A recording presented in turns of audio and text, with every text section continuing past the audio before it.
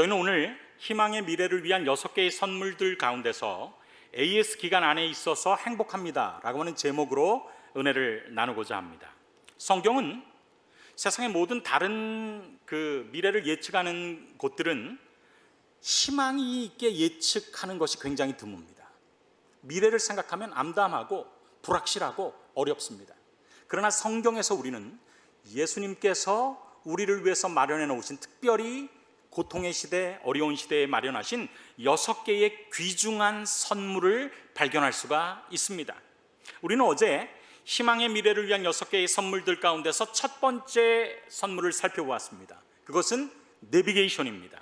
다니엘서 2장을 저희들이 살펴보면서 내비게이션이 있기 때문에 안심할 수 있다라고 하는 아주 재밌는 진리를 발견하게 되었습니다. 우리 모두가 내비게이션을 사용합니다. 그런데 우리가 쓰는 내비게이션은 공간을 안내하는 내비게이션입니다. 그러나 우리가 어제 살펴본 다니엘서 2장을 통해서 살펴본 내비게이션은 시간을 알려주는 내비게이션입니다. 공간을 안내하지 아니하고 시간을 안내합니다. 여러분, 하나님께서 얼마나 우리에게 쉽고도 재미있게 설명하셨는지 보십시다. 이걸 만약에 글로 설명하셨다면 기억하기도 어렵고 힘들 것입니다. 그러나 느부갓네살 왕에게 준 이 꿈에 본 신상을 통하여서 왕은 곧 금머리니이다부터 시작해서 바벨론, 금머리가 상징하는 바벨론, 그리고 메데파사, 그리스, 로마, 그리고 로마가 유럽으로 나누어진 것들, 그리고 결국에는 그 열왕의 시대에 다시 합해지지 아니하고 하늘의 하나님이 하나의 나라를 세우신다라고 하는 사실을 우리에게 보여주는 것입니다.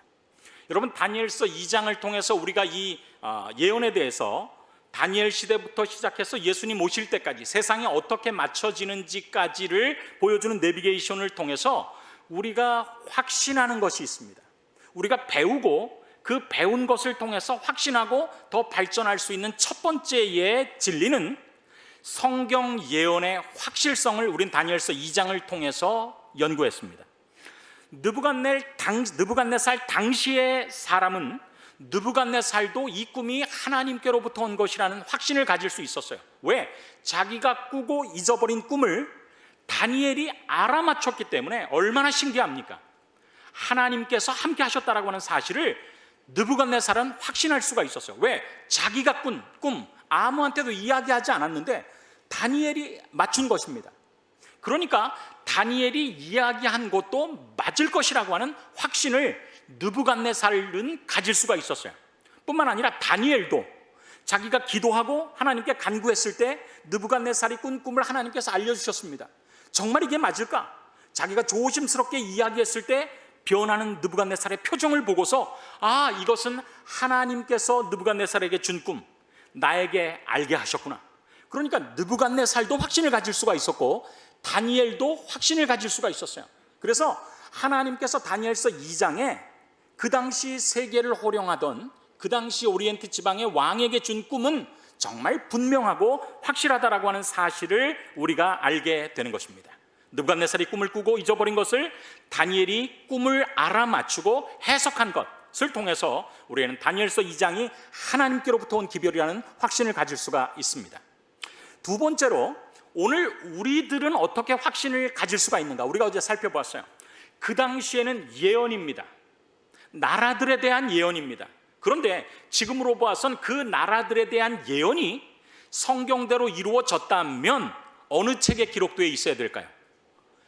세계사책에 기록되어 있어야 된단 말입니다. 그래서 저희가 어제 세계사책을 샅샅이 살펴보니까 정말 성경에서 예언한 제국들의 역사가, 예언들이 정말 그렇게 이루어진 것을 우리가 살펴보게 되는 것입니다.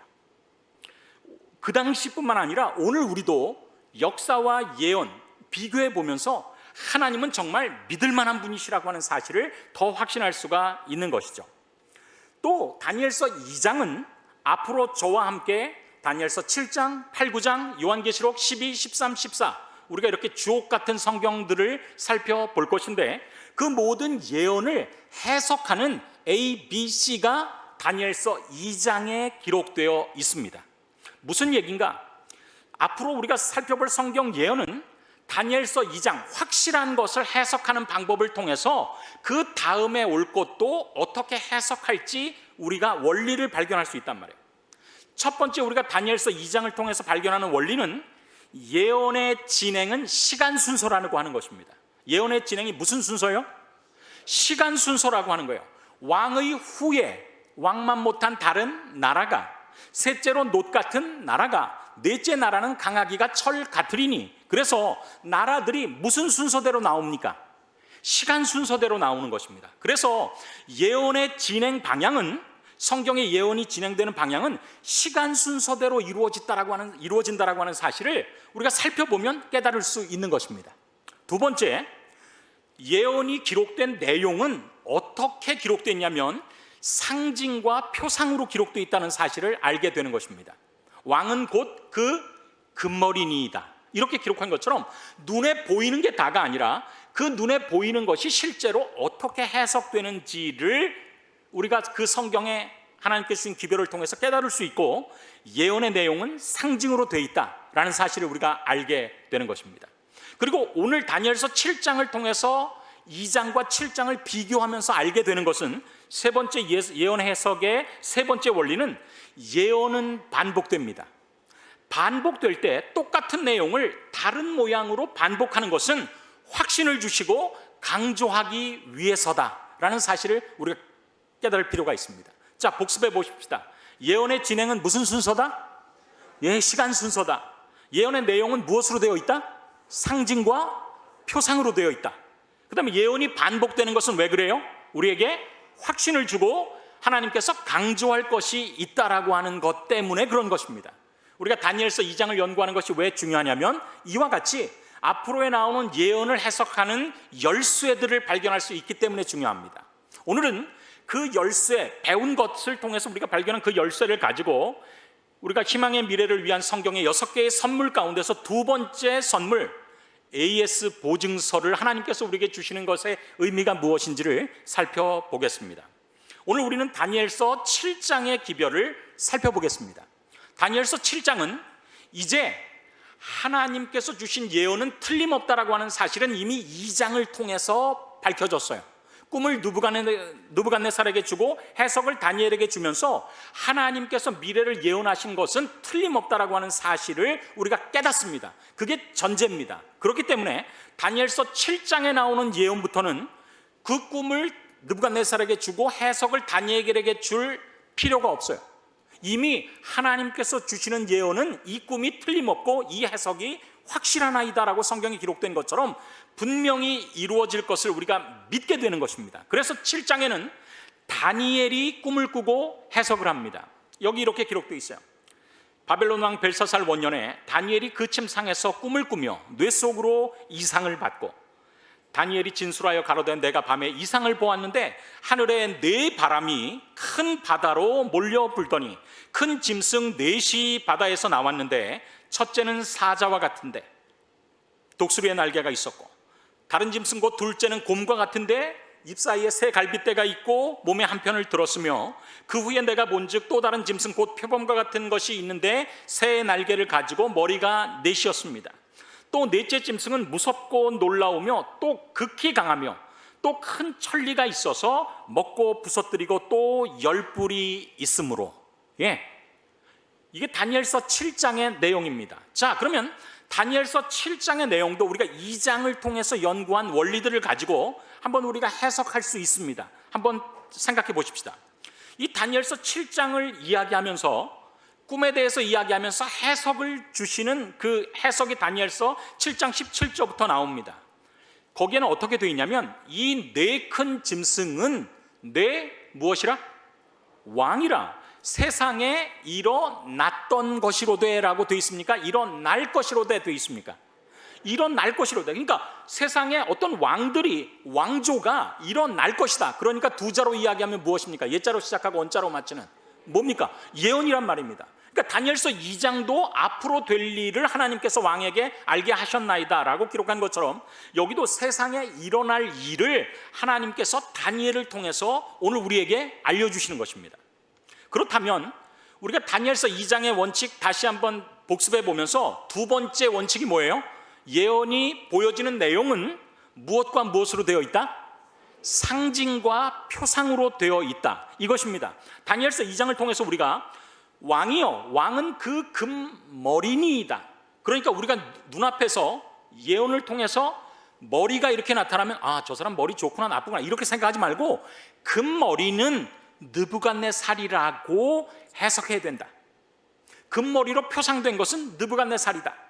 또 하나, 이 열왕의 때에 하나님이 한 나라를 세우시리니 마지막 돌이 철과 진흙의 발을 부서뜨렸어요.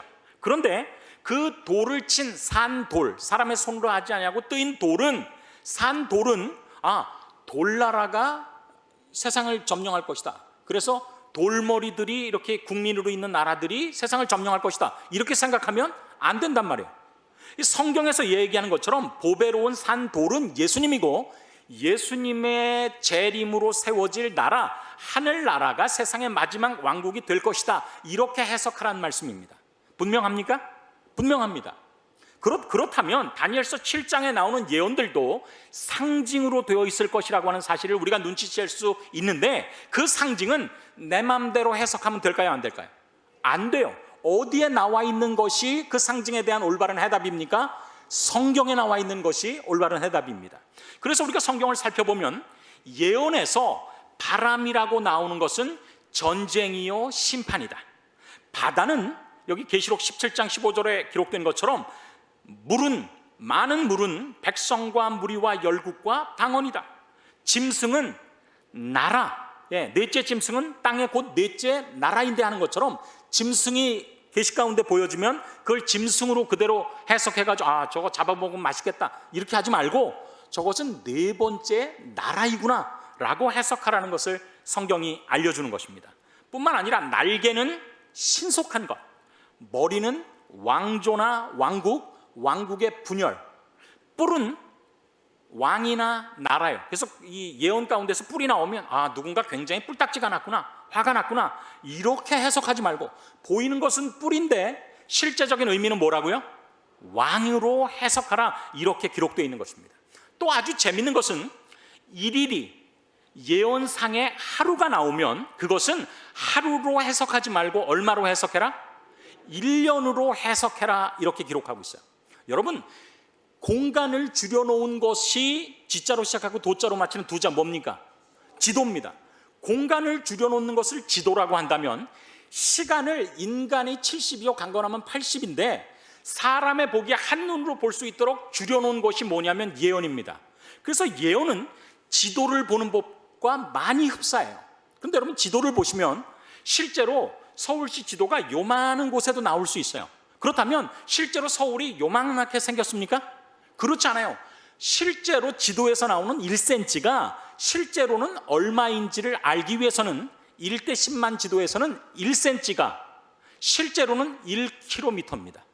그러니까 여러분, 공간을 줄여놓은 지도에서 1cm가 1km인 것처럼 시간을 줄여놓아서 우리가 한눈으로 하나님의 역사를 발견할 수 있는 이 예언 가운데서 하루라고 기록된 것은 1년으로 해석해라, 공간의 축적이 있는 것처럼 시간의 예언의 축적이 있다라고 하는 사실을 우리에게 알려주시고, 공간의 축적은 그 지도의 맨 밑에 오른쪽에 있는 것처럼 시간, 예언의 축적은 계시, 꿈 이상은 왕궁에 있었던, 그 당시에 왕궁에 있었던 다니엘에게 주시고, 그 축적은 그 당시 그발강가에 있었던 에스겔을 통해서 주신 것입니다.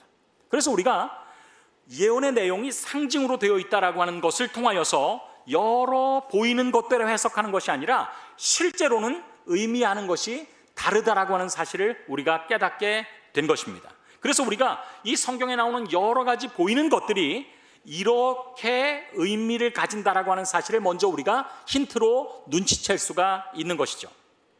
두 번째, 다니엘서 2장의 예언을 공부하면서 우리가 예언을 해석의 첫 번째 원칙이 무엇이냐면, 예언의 진행이 무슨 순서로 되어 있다고요? 시간 순서로 되어 있다는 것, 이게 아주 중요한 것입니다.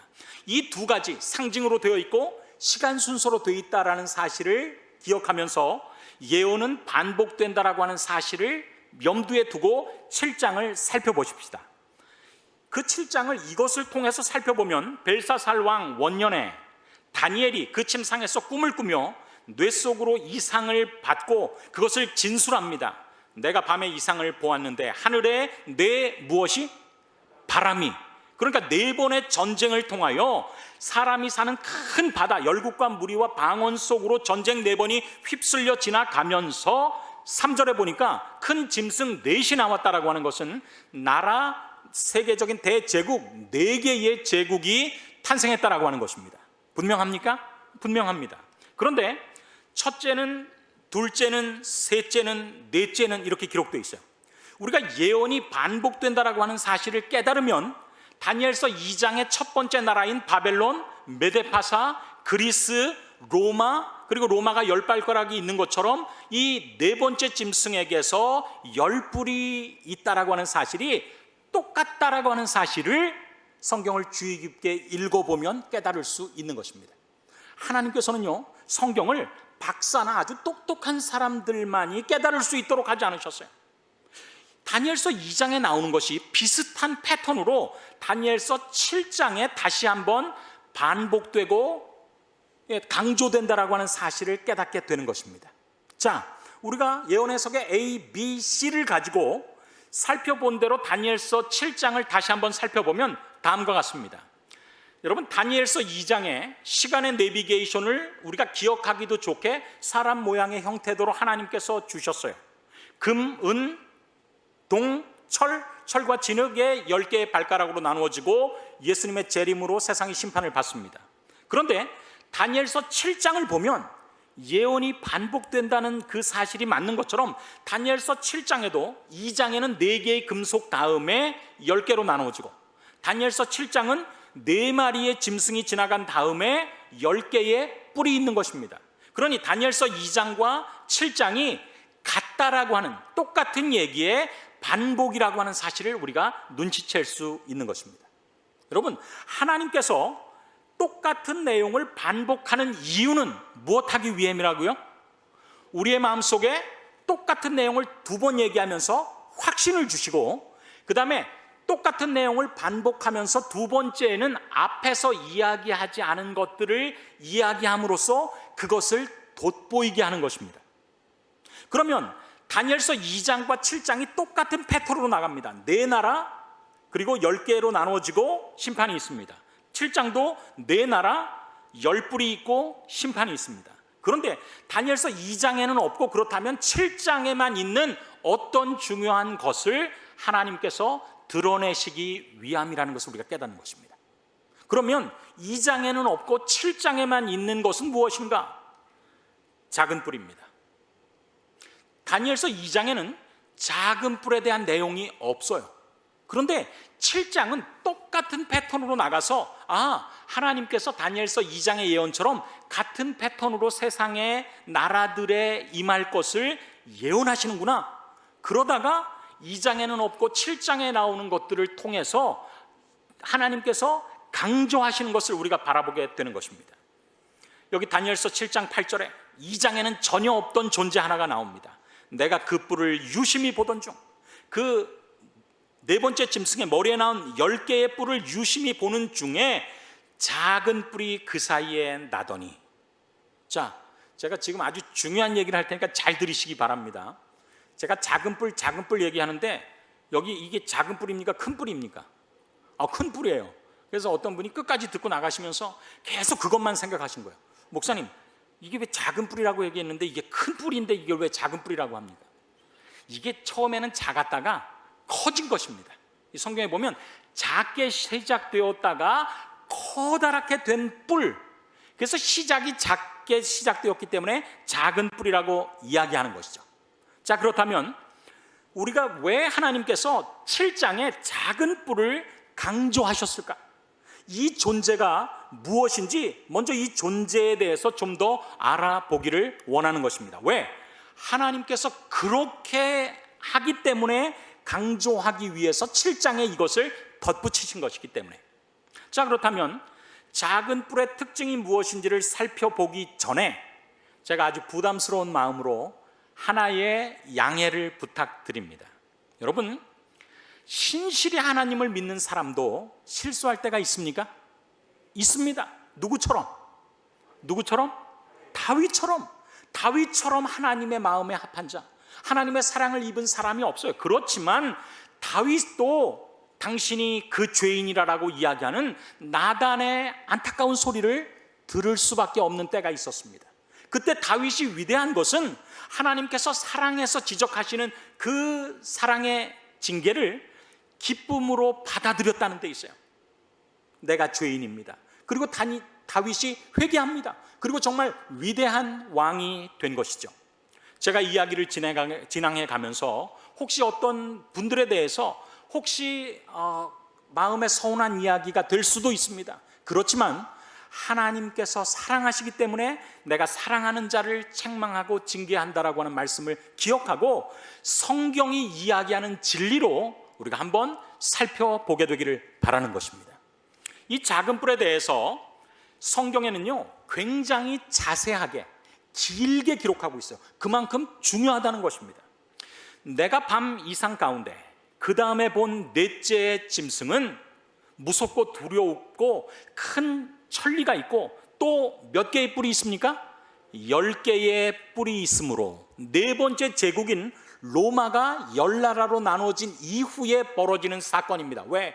예언은 시간순으로 되어 있기 때문에 10개의 나라로 나눠진 이후에 그 가운데서 한 뿔, 어떤 왕조가 탄생한다는 것입니다.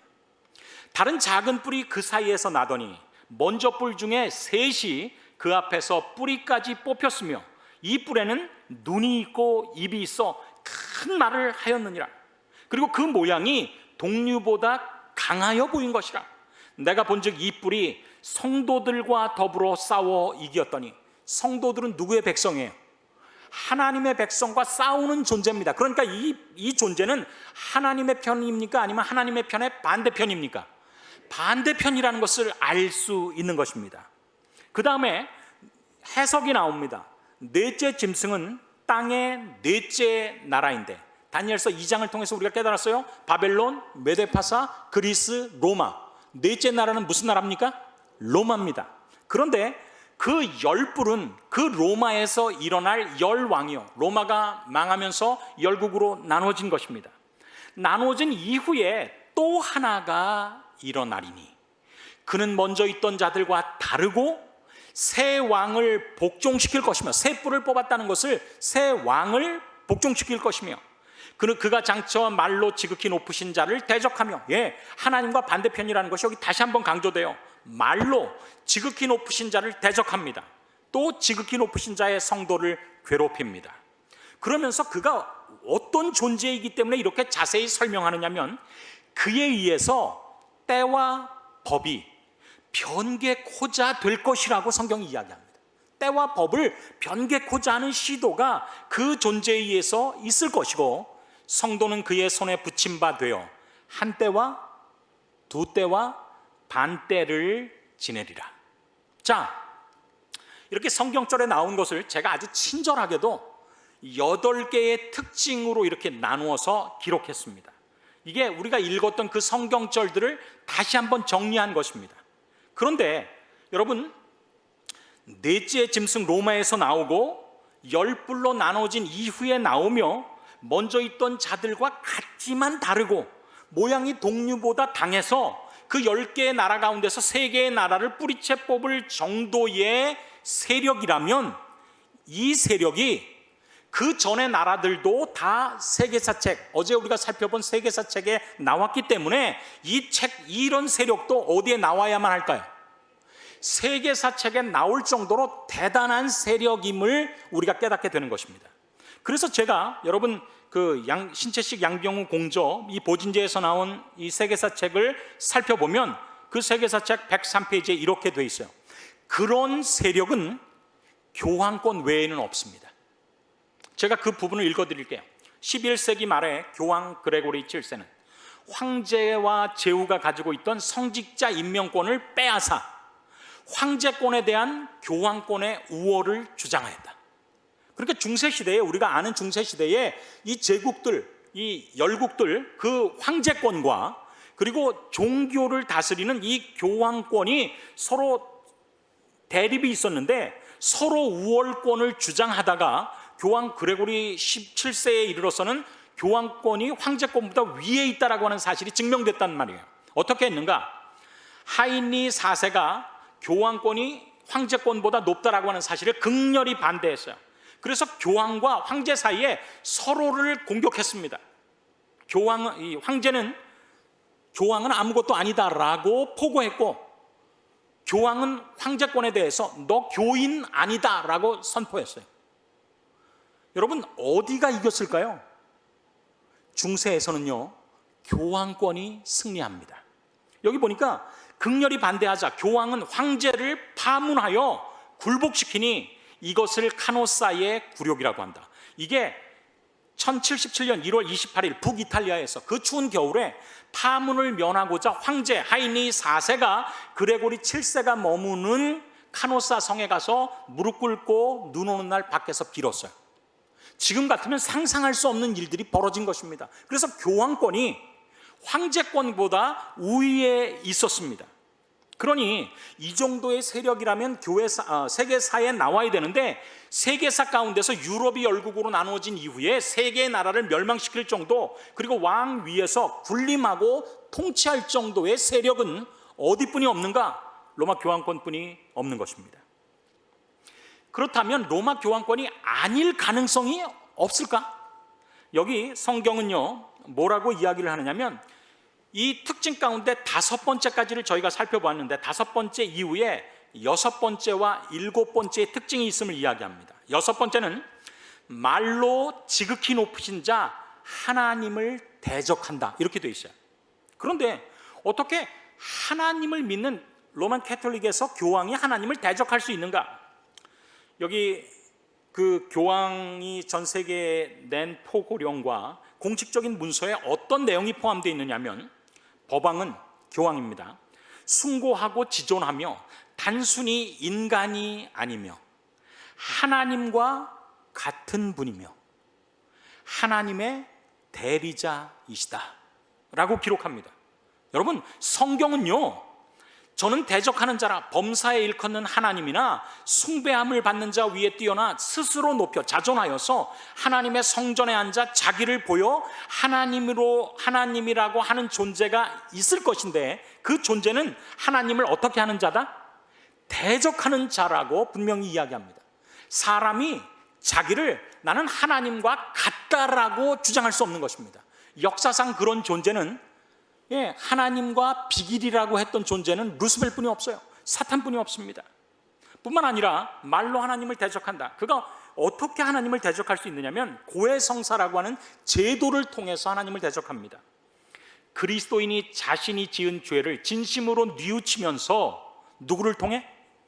사제를 통해 하나님께 죄를 고백하고 용서의 은총을 받는 성사가 무엇이냐? 그게 고해성사라고 위키피디아 그 백과사전에 나와 있어요. 그런데 여러분 보십시오. 성경에는요, 이 사제가 우리의 죄를 용서하는 것이 아니라 하나님은 한 분이시오, 또 하나님과 사람 사이의 중보도 한 분이시니 우리의 기도를 듣고 하나님께 올리시는 그분은 한 분뿐이 없다라고 그랬어요. 그분은 누구시라고요? 사람이신 그리스도 예수라. 그러니까 예수님 말고 다른 존재가 내가 너의 기도를 너를 대신해서, 하나님을 대신해서 너를 용서할 수 있다라고 하는 것은 성경에 기록된 진리를 위반하는 것입니다. 하나님의 말씀을 거역하는 것입니다. 뿐만 아니라 성경에 보면 하나님 한 분 외에 죄를 사한다라고 주장하는 것은 참남되다라고 이야기를 합니다. 그런데 실제로 교회 역사를 보면 중세의 베드로 성당을 건축하기 위해서 로마 교황청이 면죄부 판례와 루터가 반박해서 95개의 반박문을 그의 성당 앞에 계시해 놓음으로 종교개혁이 일어났다는 사실을 우리가 알게 되는 것입니다. 이건 역사적인 사실이에요. 우리가 이탈리아 로마를 방문하면 거기 굉장히 아름다운 그 성이 있습니다. 그게 뭐냐면 베드로 성당이에요. 근데 베드로 성당을 건축하기 위해서 건축비가 모자르자 로만 캐톨릭에서 무엇을 했냐면 면죄부를 팔았습니다. 얼마를 이 건축물을 하는데 돈을 내면 당신의 죄가 어떤 죄든지 용서함을 받습니다라고 하는 면죄부를 팔았어요. 그리고 당신뿐만 아니라 당신의 조상의 죄까지도 용서함을 받습니다라고 면죄부를 팔았습니다. 그래서 건축된 것입니다. 그렇기 때문에 우리는 이런 그 조건들에 로마 교황권이 정확하게 일치하는 것을 볼 때 로마 교황권을 바르게 깨닫기를 원하는 종교 개혁자들의 깨달음에 저희 교회는 동의하는 것입니다. 우리가 먼저 주창하는 것이 아니라 그들이 양심적으로 성경과 역사를 연구하면서 낸 결론에 우리가 동의하는 것입니다. 우리가 잘 아는 마틴 루터, 종교 개혁자죠. 이 루터교의 창시자입니다. 그런데 그는 이렇게 이야기했어요. 적그리스도인 불법의 사람, 곧 멸망의 아들이 있는데 그는 하나님의 법을 변경하고자 했으며 하나님의 계명 위에 자신이 만든 계명을 높였다. 우리는 여기서 교황권이 진짜 적그리스도의 권좌에 앉아있다라고 하는 사실을 확신하는 바이다. 뿐만 아니라 장로교의 창시자인 존 칼빈은 뭐라고 이야기하느냐면 나는 교황이 그리스도의 대리자라고 하는 사실을 부인한다. 왜? 성경을 보면 전혀 그렇지 않거든요. 그는 적그리스도다. 나는 그가 교회의 머리라는 사실을 부인한다. 감리교의 창시자인 요한 웨슬러는 뭐라고 이야기합니까? 나는 로마 교황권이 바로 죄의 사람, 데살로니가 후서 2장 3절에 기록된 죄악의 사람이라는 사실을 강조하는 바이다 기록하는 것입니다. 그리고 성도를 핍박하는 세력으로 중세에 하나님을 신실히 믿는 사람들을 성경대로 믿는 사람들, 그리고 면죄부가 성경의 지지를 받지 않는다라고 하는 사실을 이야기하는 사람들을 이단이라는 죄명으로 5천만 이상을 학살했어요. 이건 제 얘기가 아닙니다. 여기 가톨릭 신문을 보면 2018년 4월 1일자에 보면 세계 교회사의 100대 사건 역사의 현장을 찾아서 가톨릭 신문에 종교재판 이단신문 제도라고 하는 그 칼럼에 다음과 같이 나옵니다. 여기 너무 글씨가 작아서 제가 확대했어요. 이처럼 이단신문 제도는 진행 과정 안에서 집행의 지나침으로 무고한 사람들이 상처받고 특히 고문 도입 이후로 잔인함과 비인간적인 행위로 인한 교회 역사의 어두운 한 단면임은 틀림없고 변명할 수 없는 과오이다. 지금 돌아가신 요한 바오로 2세가 자백한 것입니다. 그러니까 그 역사학자, 이 교회사 역사학자들에 의하면 종교재판소와 카톨릭 교회의 박해를 통해서 약 5천만 명이 개신교인들이 학살당했다라고 역사학자들은 증언하는 것입니다. 그러니까 하나님의 백성들을 핍박하는 세력이고 괴롭게 하는 세력이라고 하는 사실을 우리가 깨닫게 되는 것이죠.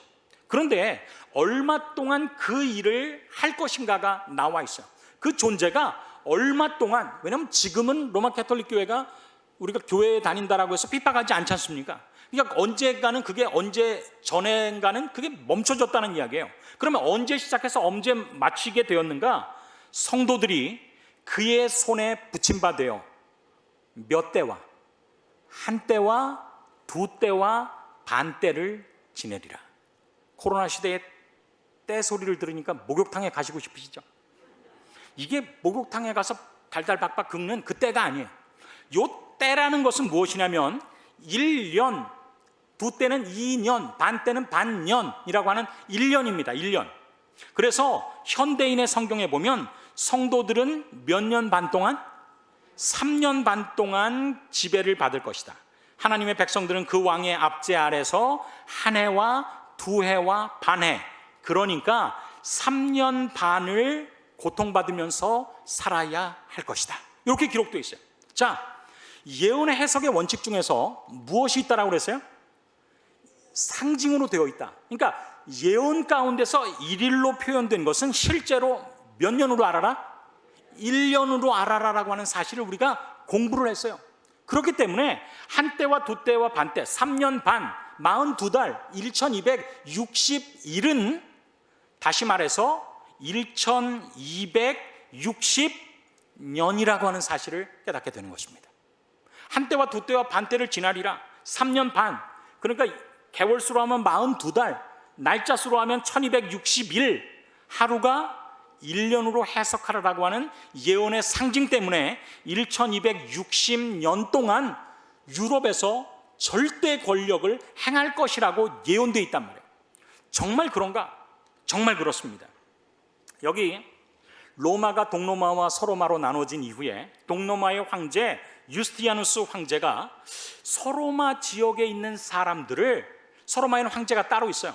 어떻게 하면 내가 다 다스릴 수 있을까라고 생각하다가 서로마의 황제보다 더 영향력이 높은 존재를 모든 지역의 머리로 발표하고, 나는 그 머리만 다스리면 자기가 모든 지역을 다스릴 수 있다라고 하는 사실을 정치적으로 판단합니다. 그리고는 서로마의, 그 로마의 주교인 그 서로마의 감독, 우리로 얘기하면 로마 교회의 목사님을 전체의 그 당시에 로마 모든 교회의 머리로 한다라고 하는 그 칙령을 발표합니다.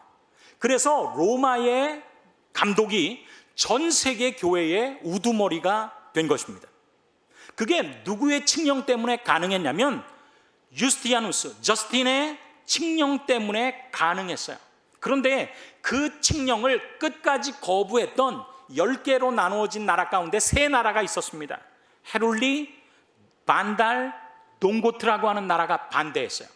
그래서 그 동고트라고 하는 나라가 로마를 포위하고 절대적으로 그 법령이 전파되지 않도록 막다가 기이한 이유로 예수님 탄생 후 538년에 동고트가 로마를 포위하는 포로를 풀고 도망갑니다.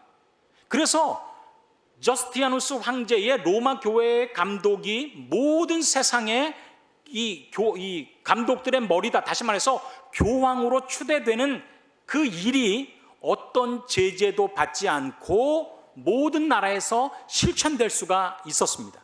그러니까 그 해가 언제냐면 538년이란 말이에요. 그 538년부터 한때와 두때와 반때, 다시 말해서 1260년이 지날 때까지 로마 교황권은 중세 유럽에서 어떠한 것에 제재도 받지 않고 최고의 권력을 행사한 것입니다. 그러다가 1260년이 지나는 주후 1798년에 프랑스 혁명 당시에 우리가 어저께 살펴본 그 나폴레옹이 그 부하 머르티어 장군을 보내서 피우스 6세를 폐위시켰어요. 로마 교황을 속권을 가지고 있는 이 프랑스의 황제 나폴레옹의 부하가 가서 폐위시킨 것입니다. 그래서 538년부터 시작해서 1798년까지 1260년 동안 로마 교황권이 어떠한 방해도 받지 아니하고 유럽에서 정말 절대적인 권력을 휘두르는 일이 실제적으로 있었다라고 하는 사실을 우리 역사를 통해서 확인할 수가 있는 것입니다. 이야, 어떻게 이런 일이 가능할 것인가? 우리 어저께 복음이 어떻게 전파되어 왔으며 어떻게 하나님의 복음을 사단이 효과적으로 방해했는지를 생각해 보십시다. 사람이 범죄한 이후에 하나님께서는 그의 아들을 보내사 십자가에 달려 돌아가심으로 우리를 구원하실 것을 약속하셨어요. 그리고 그 약속을 여자에게 주시고 여자의 후손들이 그 복음을 가지고 있는 반면 사단은, 뱀으로 표상되는 사단은 어떻게 하면 이 복음이 전파되지 않게 하기 위해서 복음을 가지고 있는 곳을 공격했습니다.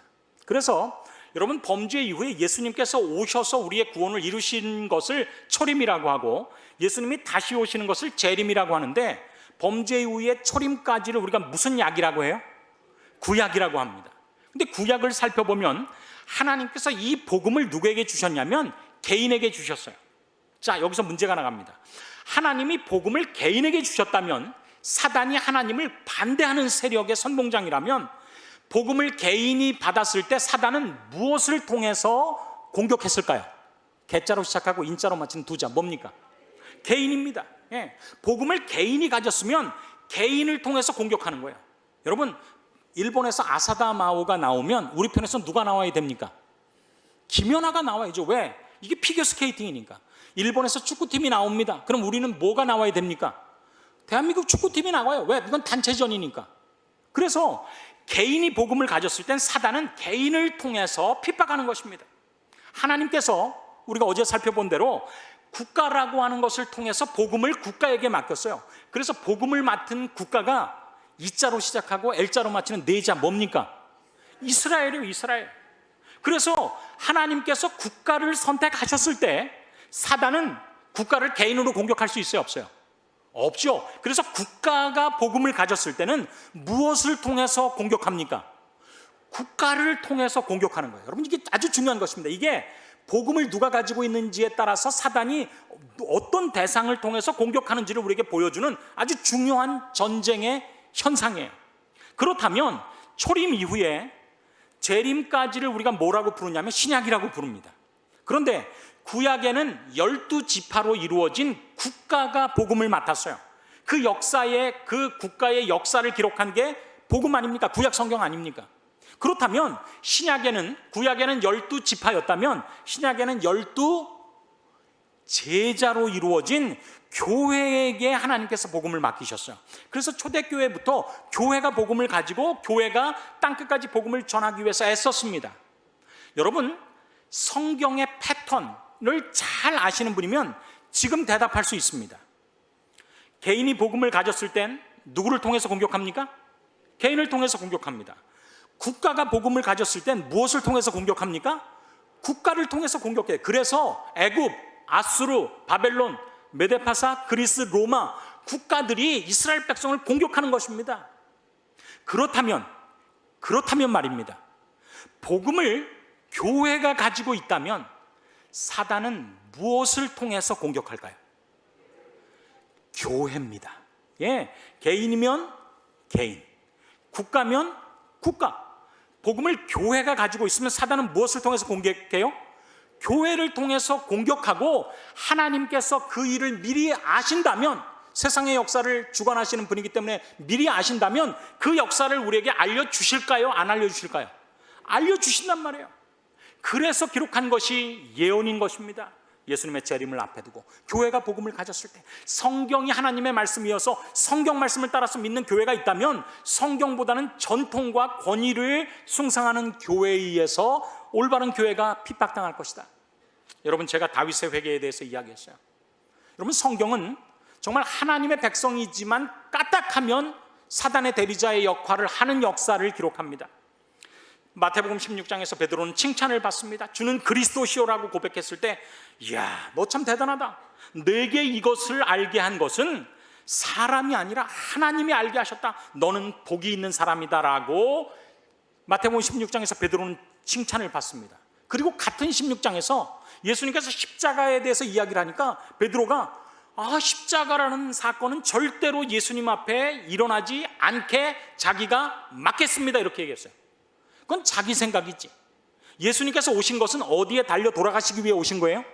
십자가에 달려 돌아가시기 위해서, 그게 하나님의 뜻인데 그 일을 하기 위해서 왔는데, 베드로가 자기 생각에 주님께서 십자가에 달려 돌아가시면 안 된다라고 생각해서 막았을 때 하나님께서 뭐라고, 예수님께서 뭐라고 말씀하셨는가? 사단아, 내 뒤로 물러가라.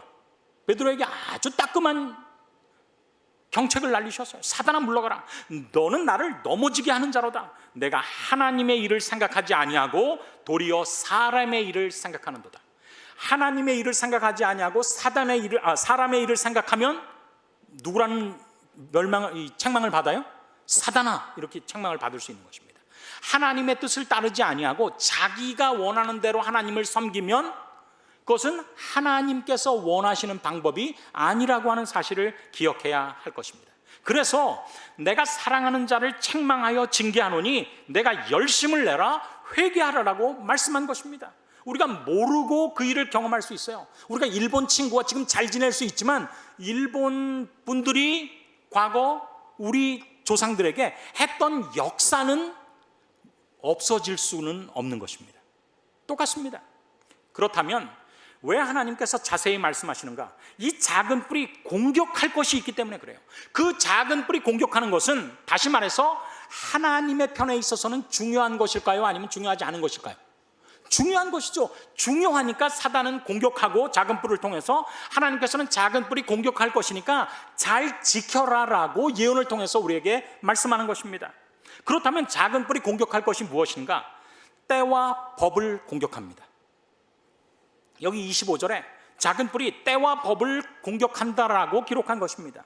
그렇다면 때는 무엇입니까? 작은 뿔이 공격하려고 하는 때는 무엇인가? 여기 다니엘서 2장 21절에 보면 그분만이 뭐와 무엇을 변하게 할 수 있어요? 때와 기한을 변케 하시며 왕들을 패하시고 왕들을 세우시며, 세상의 나라의 역사를 주관하시는 것은, 자기 뜻대로 예언하시는 것은 누구만이 하실 수 있는 권리다? 하나님께서만이 하실 수 있는 권리다라고 성경은 이야기합니다. 그런데 사단은 세상 나라들을 자기 마음대로 할 수 있다라고 이야기하고, 다니엘서 2장에 이야기하는 때의 종국인 예수님의 재림까지도 자신이 막을 수 있다라고 활동하는 것입니다. 그래서 재림의 때, 예언이 이루어지는 성취를 막으려고 노력할 것이다. 그게 때와 때를 변개코자 하려고 하는 이 작은 뿔의 공격 목표라는 것을 우리가 깨닫게 되는 것입니다. 왜냐하면 때와 기한은 아버지께서 자기의 권한에 주신 것인데, 사단은 그 때에 관한 권한을 자기가 찬탈하려고 하는 것입니다. 그리고 그 때의 종국인, 시간의 내비게이션의 끝인 예수님의 재림을 방해하려고 하는 것입니다.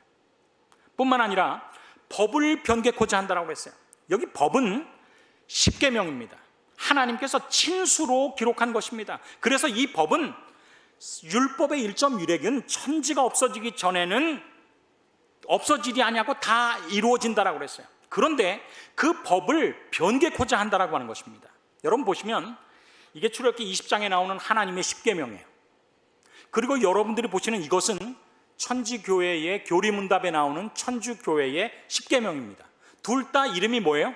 십계명이에요. 그래서 그냥 사람들이 언뜻 보면 같은 건 줄 압니다. 그런데 법을 변경하고자 하겠다라고 하는 예언대로 두 개를 같이 놓고 살펴보면 똑같이 개수는 10개인데 두 번째 계명이 없어졌어요.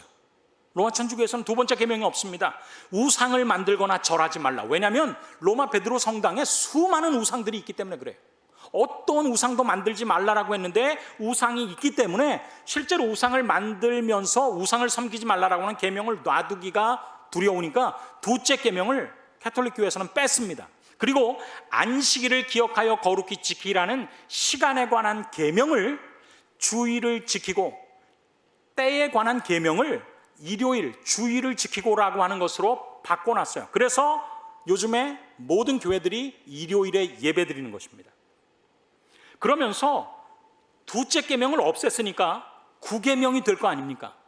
그런데 10계명이라는 것은 너무나 유명하기 때문에 10번째 계명을 두 개로 나누었어요. 내 이웃의 아내의 소유를 탐하지 말라를 남의 아내를 원치 말고 남의 재물을 원치 말라 두 개로 나눈 것입니다. 그래서 하나님의 법이 바뀌어진 거예요. 이건 제가 이야기하는 것이 아닙니다. 여기 조선일보 1993년 12월 31일자에 보면 여기 교황청과 이스라엘의 수교를 통해서 역사를 살펴봤는데 그걸 제가 확대했습니다. 가톨릭 유대교 반목사, 가톨릭 교회는 325년 니케아 공의회에서 유대교를 신의 뜻으로부터의 일탈로 규정하고 유대인을 이교도로 낙인 찍는 선언을 발표함으로써 반유대주의의 문을 열고 안식일도 토요일에서 일요일로 어떻게 했다? 바꿨다. 안식일을 기억하여 거룩히 지키라는, 그래서 모든 계명 중에서 기억하라는 계명은 안식일 뿐이 없어요. 근데 그것을 바꾼 것입니다. 하나님께서 다니엘 7장을 통해서 똑같은 예언을, 2장의 예언을 반복하면서 이 작은 뿔을 추가시킨 것, 그래서 우리의 주의를 끌고 주의를 기울이고 깨달으라고 하는 이유는 무엇입니까? 그 작은 뿔의 공격 목표가 때와 법이라는 것을 가르쳐 주는 것입니다. 때는 하나님께서만이 왕들을 세우시고 패할 수 있어요. 예언의 주님은 하나님께서만이 나라들을 세우시고 패할 수 있다는 것을 이야기하는데 그것을 공격하는 것입니다. 하나님께서만이 가지고 계신 라이센스 중에 하나인 예언은 하나님께서만이 하실 수 있다는 것을 공격하는 것입니다. 그리고 그 예언의 마지막이 예수님의 재림으로 끝난다라고 하는 사실을 공격하는 것입니다. 때를 공격하면서, 법을 공격하면서 10계명의 넷째 계명을 폐하고 바꾸었다라고 하는 사실을 저희들이 살펴보았어요.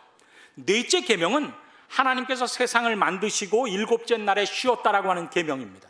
우리를 만드신 분이 하나님이시라고 하는 사실을 법 가운데 기록하셨단 말이에요.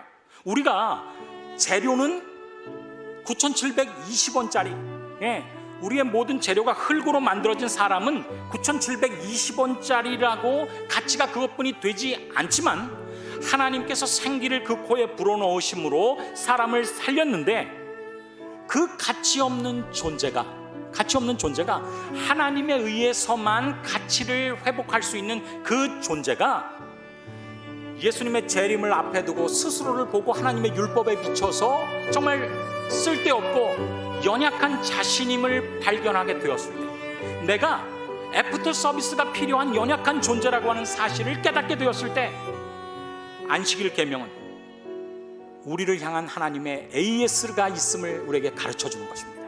너희는 나의 안식일을 지켜라. 이것이 나와 너희 사이에 너희 대대의 표징이니, 사인이니, 나는 너희를 거룩하게 하는 여호와인 줄 너희로 알게 하려 함이라. 우리가 표준에 못 미쳤을 때 그 표준을 이룰 수 있다라고 알려주는 것이 안식일이라고 하는 사실을 우리에게 알려주시는 것입니다. 그리고 그렇다면 우리가 하나님의 AS를 해주시는 하나님의 그 은혜 안에 있다면 언제까지 그 일이 가능할 것인가? 육체는 원래 왔던 흙으로 돌아가고 숨은 그것을 주신 하나님께로 돌아가기 전에 내 창조주를 기억하라.